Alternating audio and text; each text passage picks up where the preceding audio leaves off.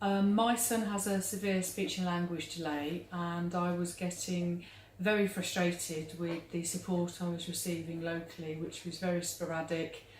I didn't think it was sufficient or was frequent enough and consistent enough for what his needs were.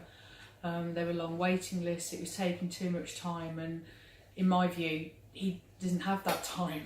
So this is why I found, luckily, Iris Speaks, and it's just been the answer to what we've been looking for.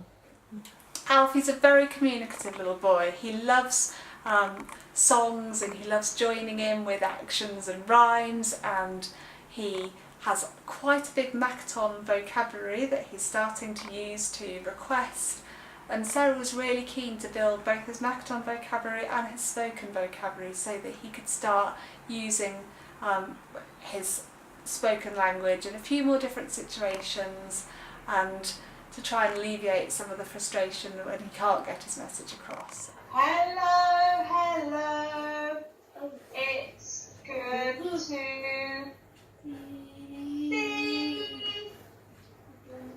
you. I say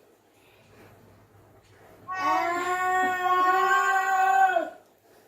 Some parent-child interaction strategies would be a key focus of the work, and then we would do some work on showing some early games and activities that we could do to boost Alfie's language skills as and when he was ready to join in with the sessions.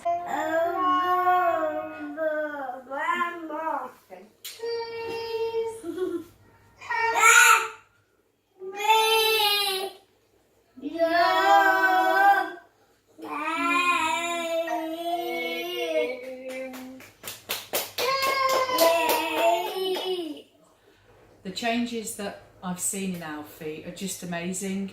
He is engaged in every session we have with Alys.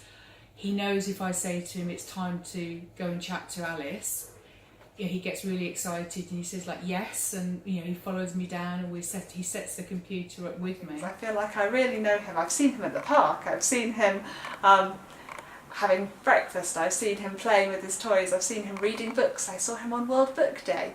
And I've never actually been there in person, but because Sarah feels comfortable and happy sharing these little clips with me, it's given me a real insight into how Alfie communicates in such a wide range of places and with such a wide range of people, that it means that I've been able to provide the therapy he needs rather than focusing on how he is, say, just at nursery.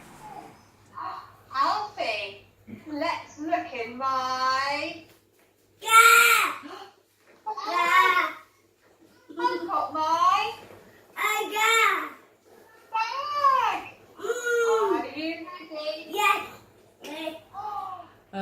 Changes I've seen in myself are that I need to shut up sometimes and not prompt him and just wait for him to, and it is the hardest thing sometimes to sort of sit there, for example when he's looking at a book, waiting for him to make eye contact with me to then respond to that. That is like a tough one, but it's worth it, because every instinct wants you want to talk, you want to sort of babble back at him, but the learnings that I've been taught is just to sit and wait for him to make eye contact, and then we discuss what he's looking at in the book, to use that example, and just to actually be more led by what Alfie wants to do, and then work the words that we're working on around that.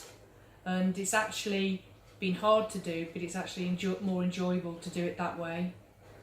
Alfie has made some really lovely progress towards the speech and language therapy targets. We've seen that his use of the words that we've been working on, whilst we've expanded the number of words he can use, I think one of the really key differences is we've also expanded the number of environments and settings that he's using those words in. So it's not just in the one activity, he's starting to use them in other activities throughout the week.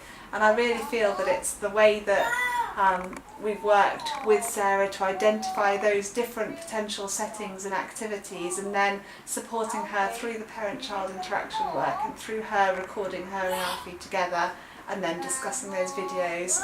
That's what's led to him starting to use words in a wider range of situations, and that generalisation, which is so key in speech and language therapy work.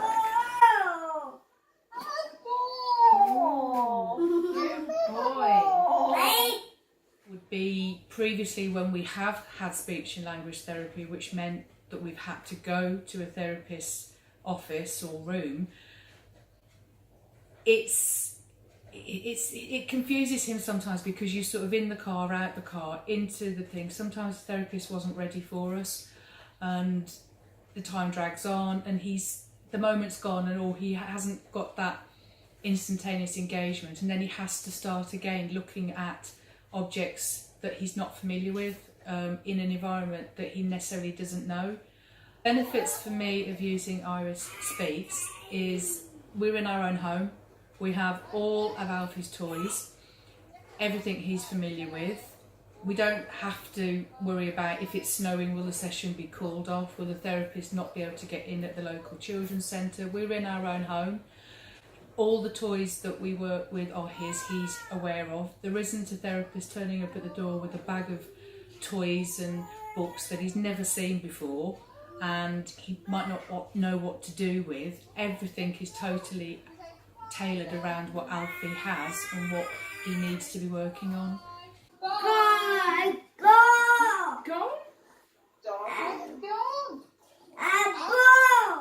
You want some more? Okay.